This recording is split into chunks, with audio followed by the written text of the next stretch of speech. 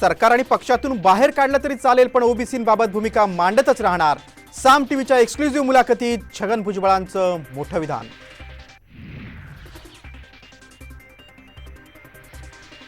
भुजबळांनी मंत्रिपदाचा राजीनामा देऊन भूमिका मांडावी. सत्तेत राहून बोलणं योग्य नाही, तर ओबीसींच्या प्रश्नासाठी लढत राहणारच, भुजबळांचं उत्तर.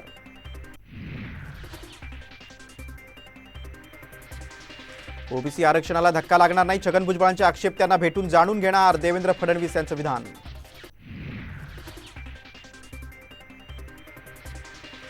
राज्यसभेच्या जागांसाठी 27 फेब्रुवारीला होणार मतदान. देशातील एकूण तर महाराष्ट्रातील 6 जागांसाठी होणार निवडणूक.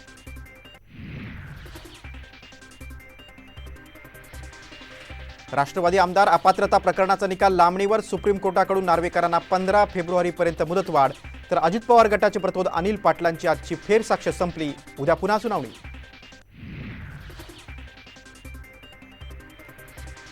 ठाकरे गटाचे आमदार रवींद्र वायकरांची 5 तासांपासून ईडी चौकशी सुरू. जोगेश्वरी भूखंड घोटाळा प्रकरणी चौकशीच्या फेऱ्यात.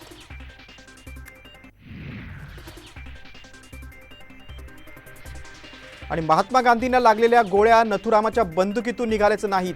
गांधी हत्येबाबत रणजित सावंतकरांचा मोठा दावा. चौकशीची केली मागणी.